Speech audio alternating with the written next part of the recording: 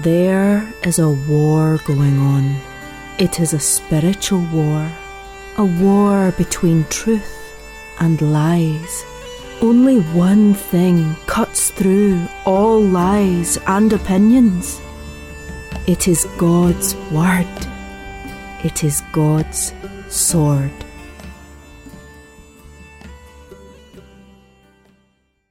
Tonight we will take another lap through the book of Psalms. We begin the book of Psalms tonight with Psalm 1. Israel's hymn book, the hymn book of the covenant people. Primary authors, David, another guy, Asaph, and a few others have contributed. We'll see that as we go along. You know David's story fairly well. You should know David. He's one of those characters that the scripture speaks so much about. He's the most of the references to anybody other than Christ in the New Testament belong to David. His name is mentioned more in the New Testament than anybody, even more than Abraham or Moses, David. His prophecies are more frequently quoted by the apostles in the book of Acts as they preach. Initially, to the Jews, they quote David as prophet more than any other prophet. That's a big deal.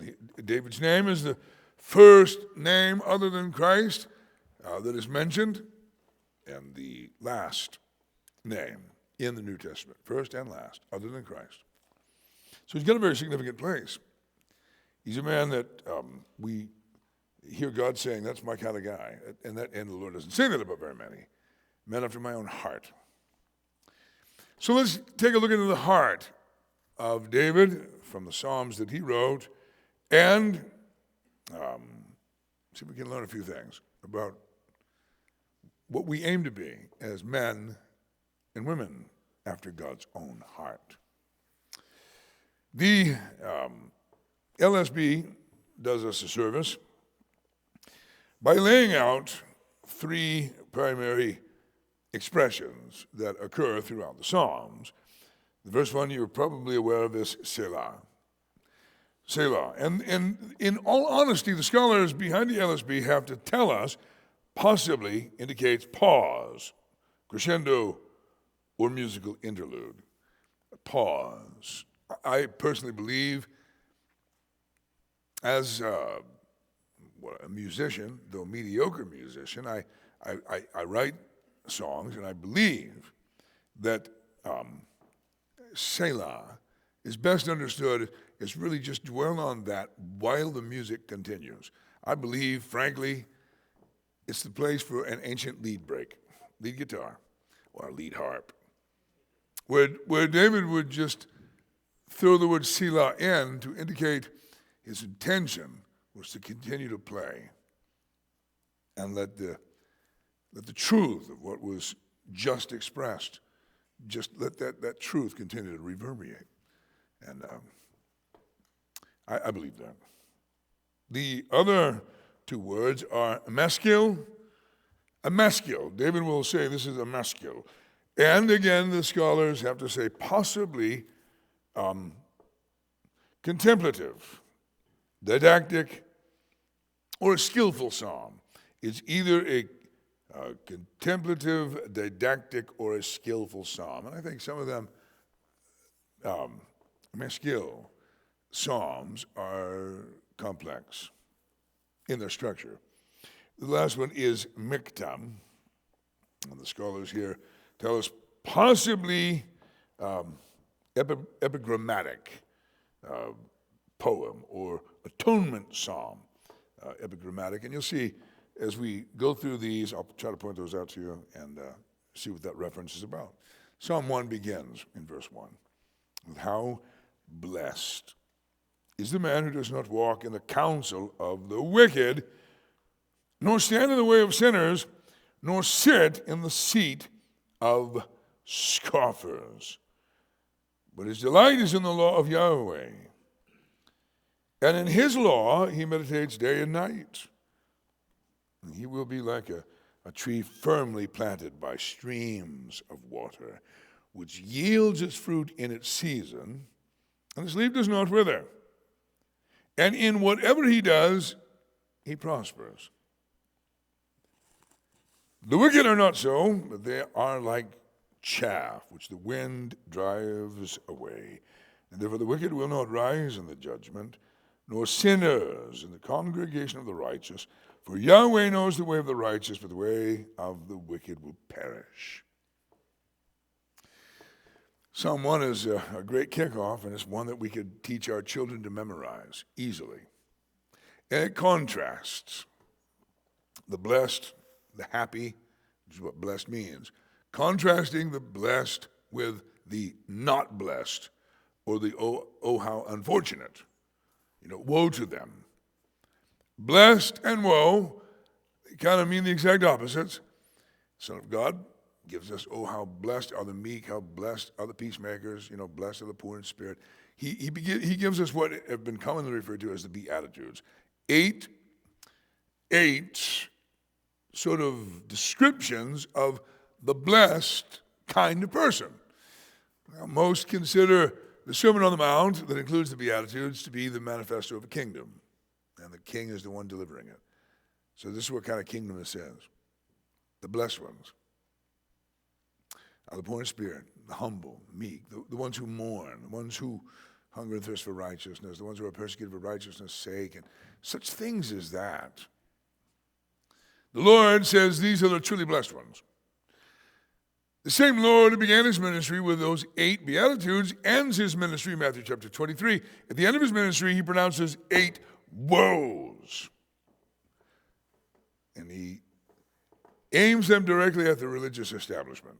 Scribes and Pharisees, ones he called hypocrites. And he said repeatedly, woe unto you. 8 times, woe unto you. And he describes them for what is so very woeful about them. So the contrast, like the Lord does, the blessed versus the ones to be envied versus the ones who are to be pitied. The blessed versus the really sorry. Psalm 1 is like that. The blessed man. So we begin with the first thing the blessed man doesn't do. The blessed man, the blessed woman, does not walk in the counsel of the wicked, nor stand in the way of sinners, nor sit in the seat of scoffers. That's really a great picture of lack of progress, or even worse, arrested progress. For as soon as you begin to walk in the counsel of the wicked, next thing you know, you're standing. You're no longer walking, now you're standing. You've lost forward momentum. And before you know it, you're standing in the way of sinners, and then you're sitting. Truly, if you follow bad advice, the counsel of the ungodly, as the Psalm, the King James Version renders it, here the counsel of the wicked. Think about all of the various forms of media. Man, when I began in ministry, we would talk about media, meaning the record industry, radio, entertainment, and television, movies. Man, it's a lot more than that now. It's overwhelming. But all of that, every single singer, every single song, in a sense, is offering counsel, offering their perspective, offering a thought, and trying to get the hearer to agree with the thought. And so that's one of the complaints I've always had about secular music for a person of faith.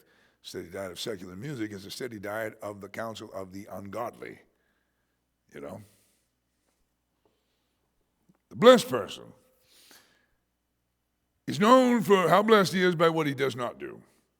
First, he doesn't walk in that counsel. He doesn't apply the foolish thinking, the foolish mentality of the ungodly.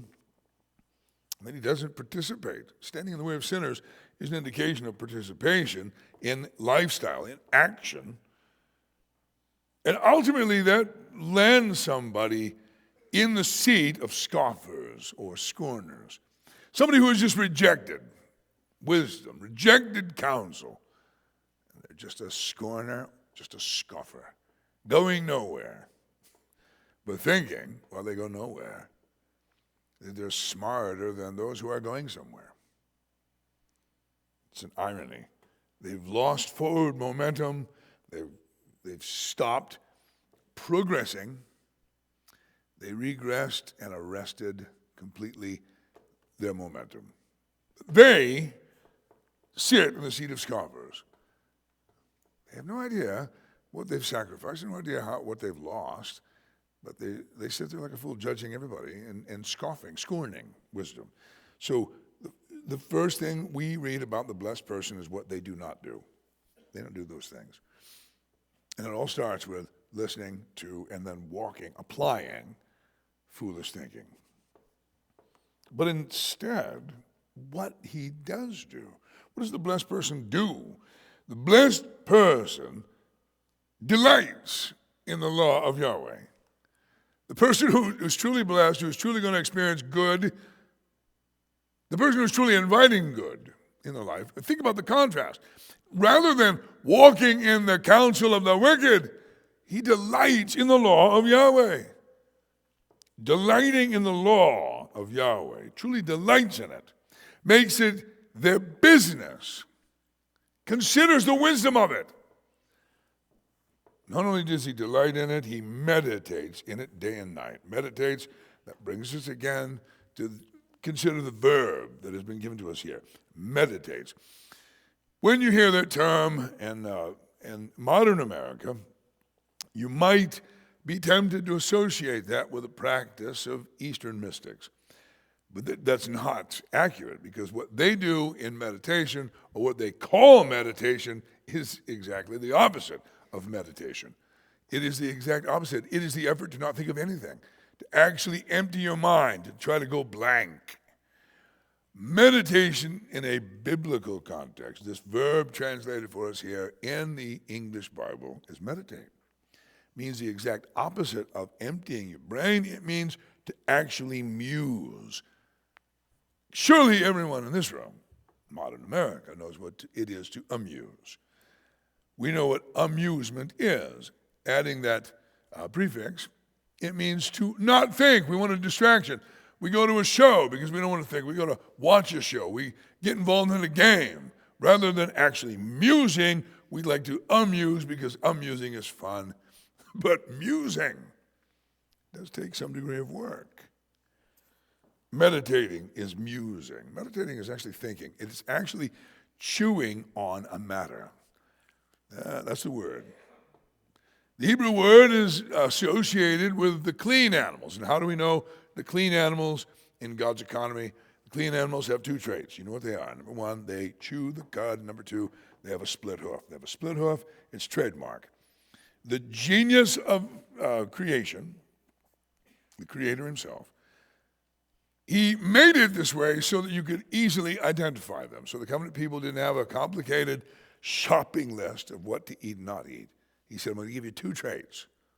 Oh, the wisdom of that. Two traits. Land animals got a split hoof. Not a solid hoof, split hoof. Now, some land animals have a split hoof, but they're still really unclean, like the swine. So God says not just the split hoof, but they have the split hoof, and they chew the cud. They are eaters of green. They consume vegetation, and they extract every single nutrient of life out of the green. Now, I've made an observation that there are some men, only men in my world, my realm, that eat too fast. And they eat like crocodiles, man. They just line food up and swallow it. I really do believe we ought to savor our food, that we ought to actually enjoy it, that we were made to chew. We're made for it. Sadly, there's a documentary and a book that authored Jaws. It talks about the modern diet, and now we have softened all our food and eliminated all of the hard things. We don't want any work associated with eating. So I don't know if you guys notice, but if you travel around the world, if you go, for example, if you go to Kenya, any other third world country, and you eat what they have for chickens, you'll find their chickens chewier than our chicken.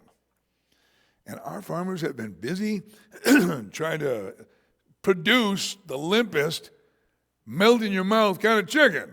They've done the same thing with our beef. And we're pathetic. We really are. We're like, oh, chewy. Away with it. Away with it. It's tough. Well, tough is really good for you. Actually, you need to work your jaw. It's actually good for you. It's good for us and for our dental structure and everything else. We're made to chew on things and actually to enjoy the chewing and extract flavor out of the chewing. And not just flavor, but nutrients, nutrition. So the spiritual practice of true meditation is to actually just continue to chew on the matter, to chew on the truth, to continue to suck out of that expression of wisdom all of the nutrients, spiritually speaking, intellectually speaking, the wisdom of it all, to see it from a whole bunch of different angles, and to recognize all of the many facets of the wisdom of God. You follow what I'm saying here? That chewing is something we ought to do. Now, I know you know what I'm talking about, because if you have a worry, you chew on it. Don't tell me you don't. If you have a fear, you're prone to chew on it. If you have an offense, don't we find it easy to dwell on that? Think about it. Think about it from every angle and keep replaying it. We will chew on a worry, we'll chew on a fear, an offense. We don't have to discipline ourselves to do that. It's quite natural. They'll sort of, capture our focus and really sort of distract us from everything else. That's a real danger. To actually chew on the truth sometimes requires discipline. Requires the same discipline it takes to reject the Twinkie and grab the celery. If you've eaten celery, you're also going to have to floss. Right? All those little stringy fibers. I like celery. By itself is okay. It's a lot better with peanut butter and raisins in it.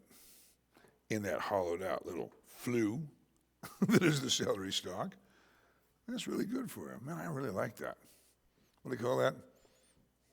Ants in a log, that's what that is. I don't know, maybe I'm just a little kid enough to really like that. Still, those things somehow belong together. Who knew? Peanut butter, George Washington Carver,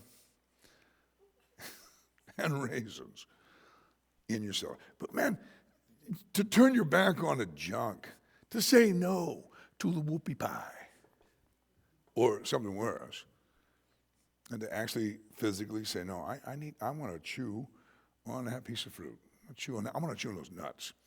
Great source of protein. I'm going to do that instead of just buying them already ground into some kind of a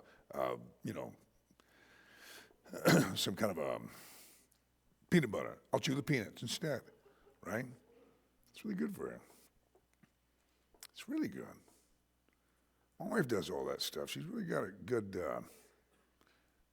she's really good about it. She'll put together she'll get a paper plate and load it with just a couple mandarin oranges, bunch of nuts, I don't know, like a celery stalk, all this super healthy stuff. She doesn't eat a whole lot of anything.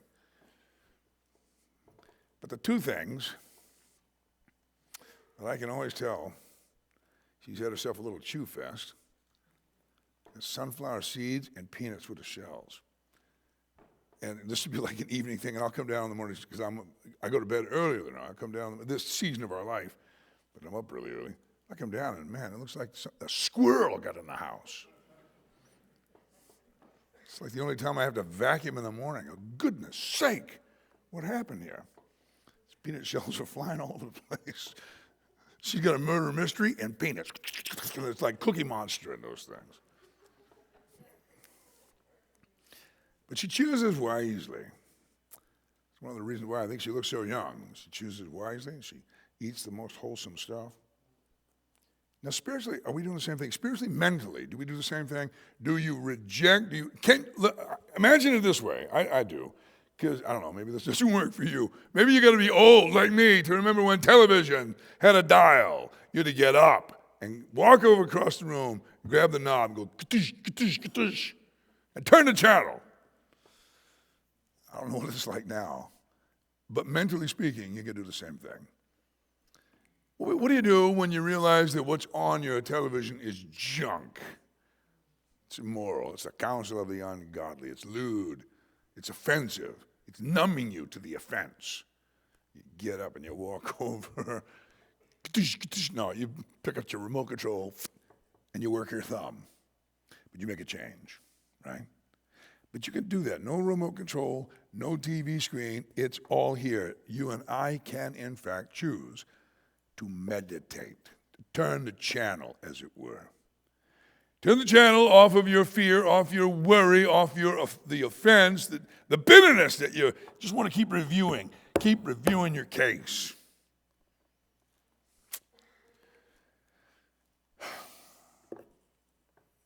I knew a man. He let himself get bitter in his heart. He believed he'd been wronged. I invited him to come to a meeting with me. Come, hear the word. Join us in this particular meeting, the conference. He sat beside me. And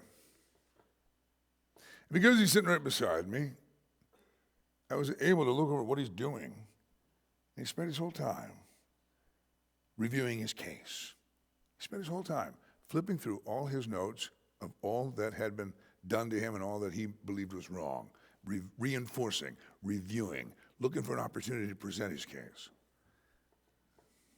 That's meditation. Now, that's meditation on the wrong thing. Man, he needed to turn the channel. He needed to just give it all to God. Take that whole pile, your whole case, and just throw it up to God and let it go. Take it out and burn it. Offer it up. Send it heavenward to the smoke. You know what I'm talking about? But do you have things like that? You tend to keep going right back to it. You listen to what I'm saying to you. You have choices to make. We all do. The blessed man, you want to be blessed? Turn the channel. You want to be blessed? Stop it.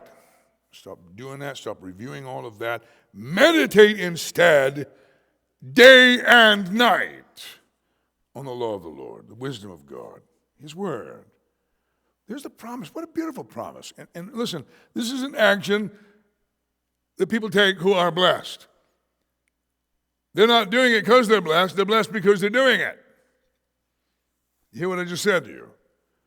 And here the promise is he'll be like a tree firmly planted by streams of water. This is the most beautiful picture. He'll be like a tree firmly planted by a water source. A tree by the water. What does that look like? It flourishes. It's stable. It's a picture of stability. Its roots go down. It's tapped in. The best trees have what you call a tap root right in the center that just goes down looking for that water table. They call it a tap root. It's good because it's tapping in to the underground water. Man, that's the way to be. That's a picture of stability, the picture of fruitfulness, the picture of life. It's this statement here, which yields its fruit in its season. You want to be fruitful. My friend, do you want to be fruitful? You want to be the blessed person? Man, don't walk in the counsel of the ungodly. Don't stand in the way of sinners. Don't sit in the seat of scoffers, but instead continue to just muse on the wisdom of God. Do that. Meditate on that day and night. Chew on it. Chew on it. The clean eaters, that's what they do. I don't know, it happened yesterday. Watching Komodo dragons. These documentaries. In Indonesia, I hate Komodo dragons. I hate them. They'll eat things alive. They'll chase it down, stalk it, and then just grab it with their gaping, nasty, filthy jaws, and then just line it up. I watched one swallow a whole boar. That's a massive dragon. Hideous creature.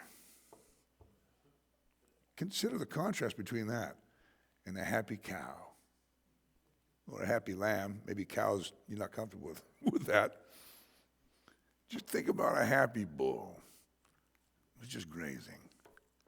Got good grass. A happy lamb. Their little jaw just going all day long, just chewing. A clean animal does that with his jaw, The wise, blessed person does it with his or her mind.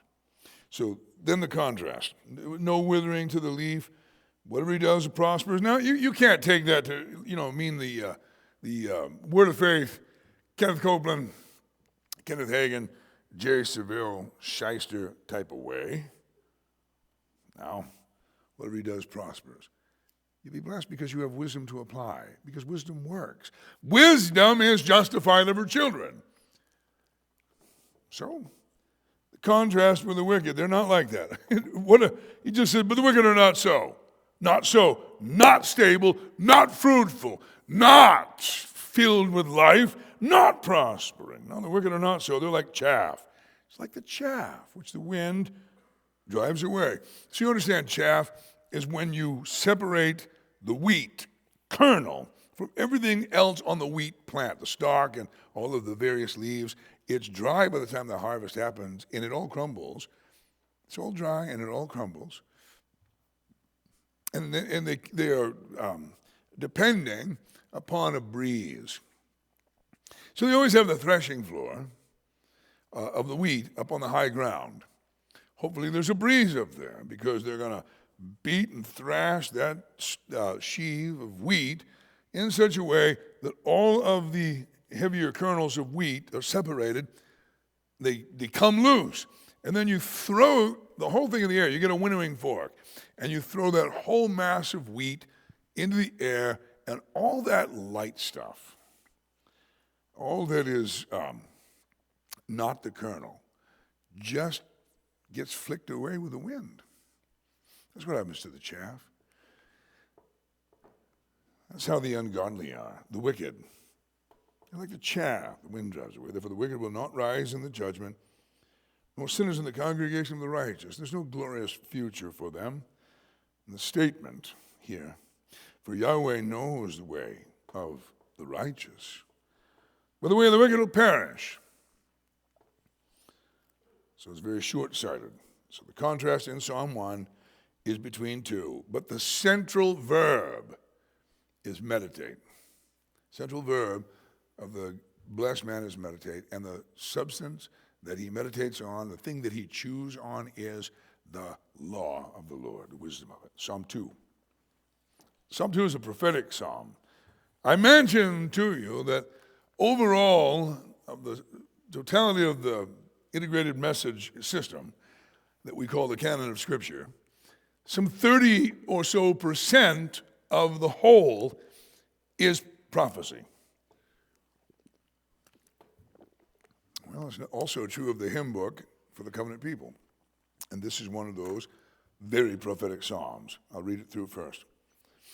Psalm 2, verse 1. Why do the nations rage? And the peoples meditate on vain things.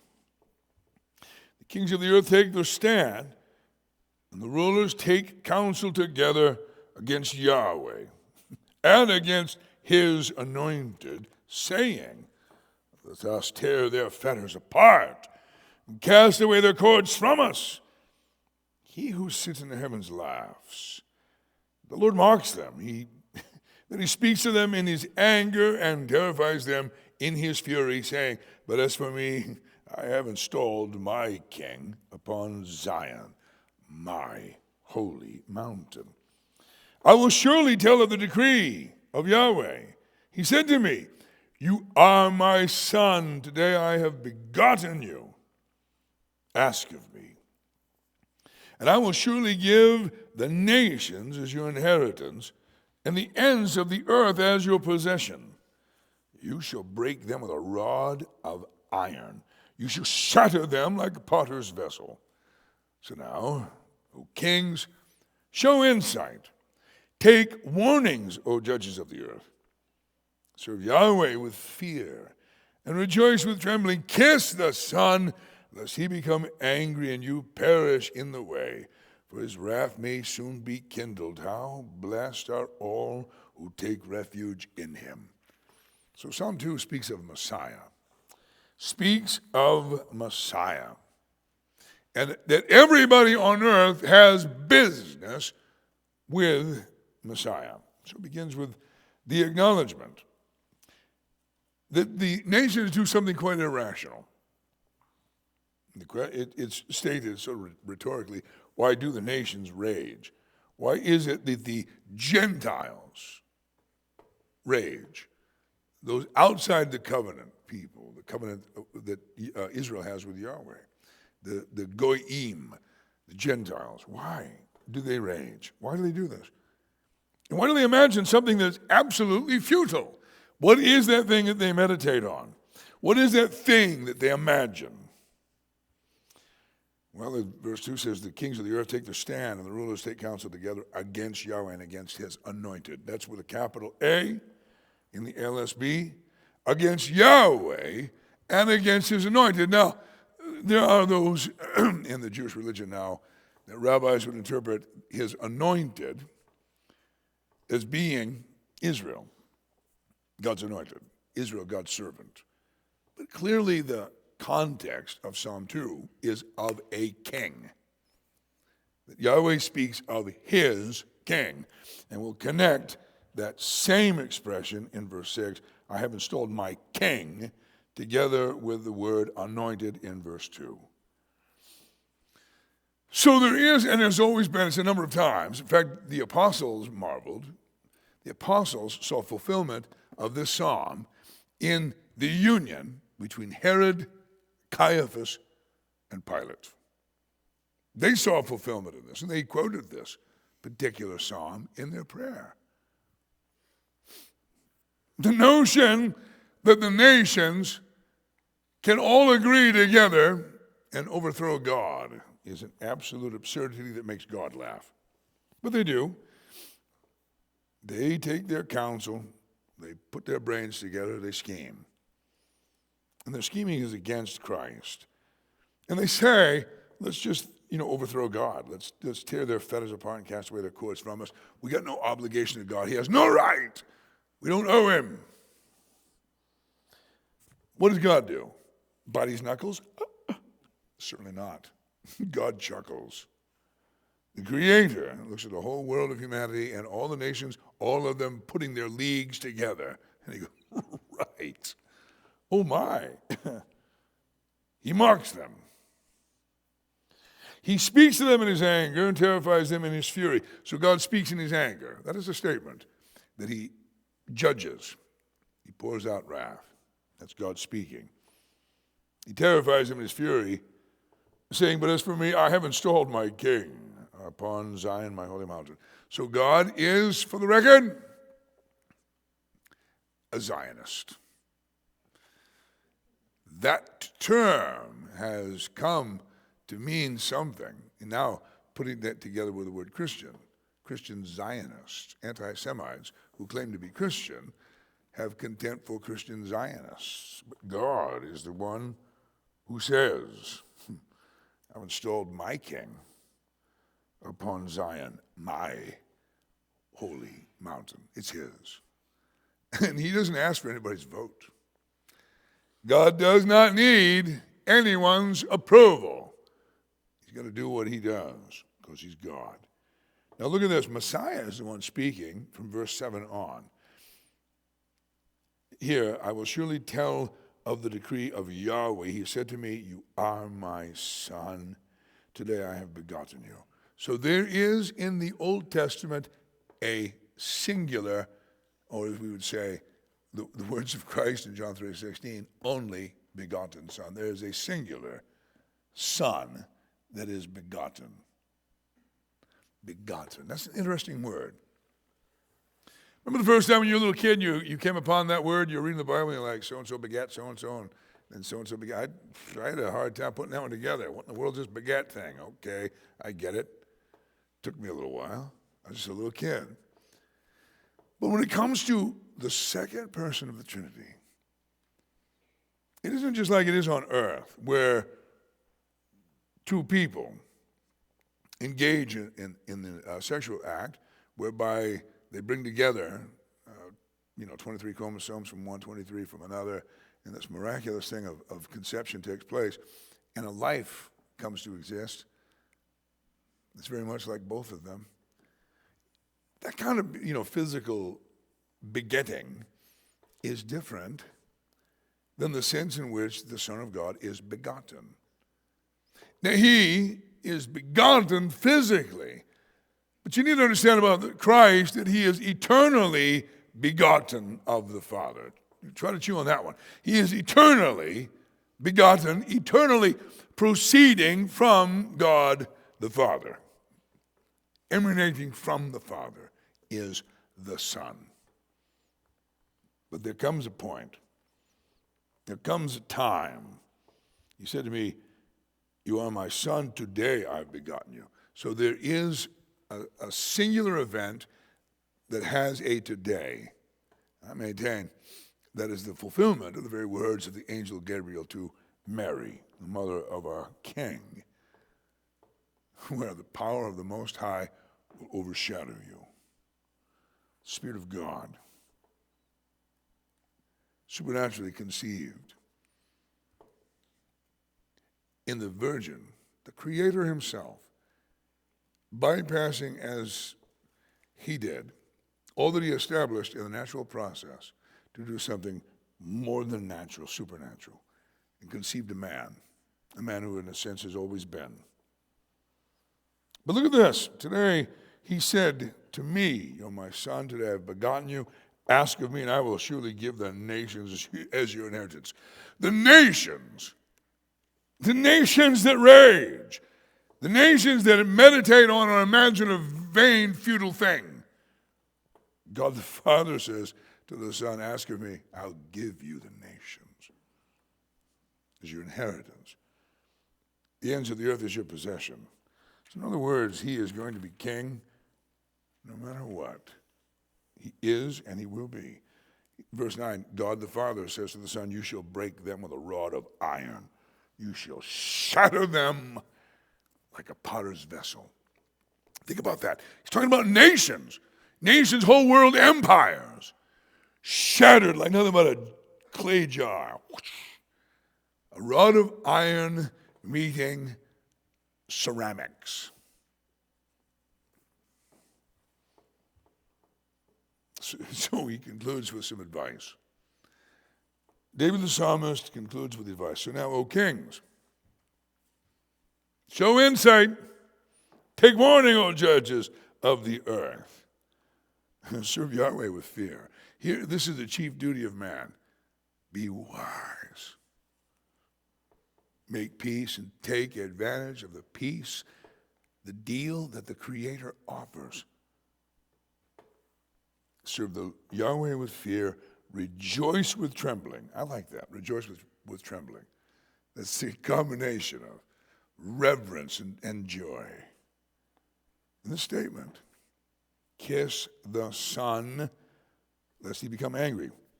The very Son that is spoken of here in verse 7. He said to me, "You are my Son." Kiss the Son. That is coming from Messiah. That is a message from Messiah that comes through the psalmist, the prophet David, that is delivered to all of the generations that followed. Kiss the Son, lest he become angry and you perish in the way, for his wrath may soon be kindled. The wrath, whose wrath? The wrath of the Son. Oh. With that, I once again reference the 6th chapter of the book of Revelation. Because it's prophesied there's a dreadful day that is coming.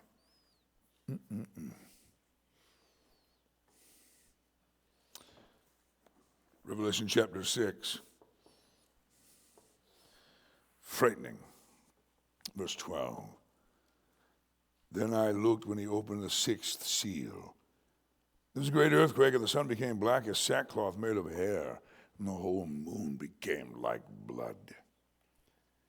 The stars of the sky fell to the earth as a fig tree casts its unripe figs when shaken by a great wind. The sky was split apart like a scroll when it's rolled up, and every mountain and island were moved out of their places. Then the kings of the earth, and the great man, and the commanders, and the rich men, and the strong, and every slave and free man hid themselves in the caves and among the rocks of the mountains, And they said to the mountains and the rocks, fall on us and hide us from the presence of him who sits on the throne and from the wrath of the Lamb. The great day of their wrath is come, and who is able to stand? That, bro, is a scary future day for the earth dwellers. For the leaders of the world, for all the super rich and their super, high-tech, bug-out underground bunkers. All of them trembling in their bunkers. The end of the Great Tribulation. Overwhelming horror and dread that the king that they plotted against, the king that they imagined futility against, is coming. And none of their efforts on earth changed that even a little. Man. Now, that gives me a chill and a thrill. None of their blasphemous efforts, none of their social engineering, none of their science. I always think of that arrogant nutcase, Noah Yuval Harari, the Jewish professor, that is the most eloquent in just spewing Antichrist philosophy and science. He really believes the age of free will is over. Listen to this guy. I haven't seen anything from him lately. Maybe he died. I don't know what happened to the guy. But he was the chief advisor to Klaus Schwab, who's got Schwabbed right out of the World Economic Forum. That old geezer. We're talking about the guy that said, you will own nothing and you will be happy. You will eat the bugs and you'll like it. The super rich who would get together at Davos and conspire. They had this one particular Jewish professor, gay guy, Noah Harari. And his arrogance about the age of human technology has brought man to the place of his next great leap in evolution. And we will become gods. And we will engineer life. I'm serious. That guy's got a scary day coming. A very, very scary day. All of that arrogance and all of that engineering and all of that maneuvering, all of that manipulating of economics and politics to try to bring something about. And it all ends in a bunker, wishing for a cave-in, crying for the mountains to fall on you. Have you ever thought about that? Have you ever spent any time? You got any claustrophobia in you? You ever thought about being trapped, buried alive? You can't breathe. You ever thought about that? Oh, come on. You ever thought about just being in? I don't like crawling into holes in the ground and going spelunking. Guys that do that, there's something wrong with them. I've been in a few caves. As long as it's big, I'm cool. But when it starts getting really, really narrow, and you're going to start trying to fit yourself through, and there's nothing but tons of rock above you, I panic. I don't like it. Even more so if the light goes out. You got suddenly got no light. Have you been there? Have you done any of that? I don't dig it. Connor, that is not the place for us. Not the place for you. You're larger than me. It's not the place. Underground, we're not worms. We don't burrow. Can you imagine coming to a place where what is coming is known to you, coming to the earth, and you would prefer to be buried alive, that you'd prefer a cave-in of your entire underground system rather than to have to face the one coming? Is that not an absolutely dreadful thing to consider? And that's what Psalm 2 and what I think Revelation chapter 6 predicts together. Yeah, bro. The great day of his wrath is come. So you got a deal. So Psalm 2 lays out, though, you got a deal because you don't have to dread that day. You can kiss the Son. You can meet God on God's terms. He's made it. The good news, the gospel is free. It's available all the while we're alive, man. We have this opportunity at any time that we can just meet God on God's terms, kiss the Son, make peace, take the deal. Man, what's the alternative to that? It's really quite dreadful. Kiss the Son. What a sweet statement. Just kiss the Son. This is the Creator himself going, why do you want to fight with me? We could be friends. It's the Creator. Why make enemies with the Almighty when you can be his child? You can be on his side. Psalm 2, man, it does this. Psalm 2 does this thing. Kiss the Son. You got a limited time offer here. Kiss the Son lest it become angry and you perish in the way. For his wrath may soon be kindled. It could happen. It could happen any time. It could be quickly kindled. And the final statement is, how blessed are all those who take refuge in him. That word blessed appears again. Same word from Psalm 1. Who are the happy ones? Who are the fortunate ones? Those who take refuge in him. Contrast that, will you please? Contrast him as your refuge with, those guys in Revelation chapter 6 who got the underground network of, super prepper. Think about that. God is a better refuge. God, our Creator. Isaiah 25. Take a look at it real quick. I was blessed to receive this particular verse at 3:17 a.m. Pastor Bill Gallatin. I like that Bill is up that early and that he knows I am likely. Well, I'll see it when I wake up.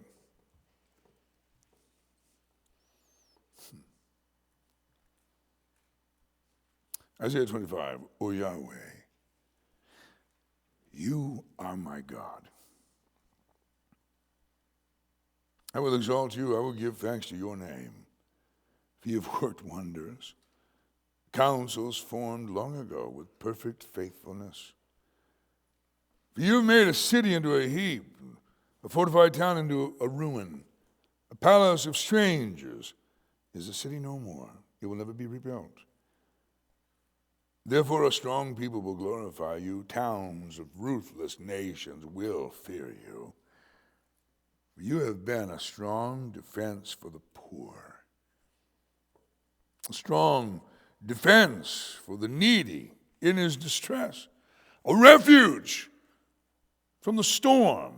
A shade from the heat. For the breath of the ruthless is like a rainstorm against a wall.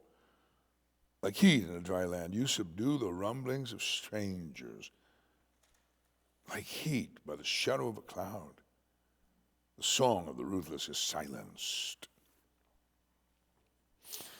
Yahweh of hosts will prepare a lavish banquet for all peoples on this mountain, a banquet of aged wine, choice pieces with marrow and refined aged wine. And on this mountain he will swallow up the covering, which is over all peoples, even the veil which is stretched over all nations. He will swallow up death for all time. For Yahweh will wipe tears away from all faces, and he will remove the reproach of his people from all the earth, for Yahweh has spoken. And it will be said in that day, behold, this is our God, in whom we have hoped that he would save us. This is Yahweh in whom we have hoped. Let us rejoice and be glad in his salvation, for the hand of Yahweh will rest on this mountain. Moab will be trodden down in his place, as straw is trodden down in the water of a manure pile. And he will spread out his hands in the middle of it, As a swimmer spreads out his hands to swim, but Yahweh will lay low his lofty pride together with the trickery of his hands. The unassailable fortifications of your walls he will bring down, lay low, and cast to the ground, even to the dust. So in that prophecy, in Isaiah 25, there is, in fact, a great day of judgment that is spoken of, a day with every single man-made thing collapses, which all brought down. But who is the fortunate one? Just as Psalm 2 ends, how blessed are all those who take refuge in him. He is that refuge. He is the one that we can run to. A refuge from the storm, shade from the heat. That's who the Lord is. Good place to stop right there, the end of Psalm 2. We did 2 whole Psalms. 2 whole Psalms. We'll do better sometimes as we do this journey. Let's all stand together, and when the band comes and gets their instruments back on, we can go out of here singing. Anybody looked out the window? Is the snow started yet? Has it?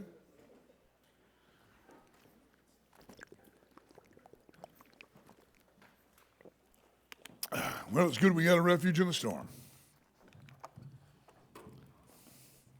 I encourage you tonight, I do encourage you, practice this meditation thing. Learn to turn a channel. Learn to delete some channels. Learn to meditate. Catch yourself every now and then, you go, what am I thinking about? Oh, that's stupid. And let's go right back to the goodness of God and the truth of his word. You want to be blessed? There's a recipe for blessing. You want to be stable, fruitful, alive. You want to flourish? That's the secret. Delight in the Lord, meditate in his law day and night. Hey, thanks for listening. We pray that the Word of God will speak to your heart as you meditate on it. If we can help you grow, or if you have any questions, you can visit us at our website at ccbangor.org. Give us a phone call at area code 207-991-9555, or you can shoot us an email at office@ccbangor.org. On behalf of Pastor Ken and all of us here at Calvary Chapel Central Maine, we wish you grace and peace.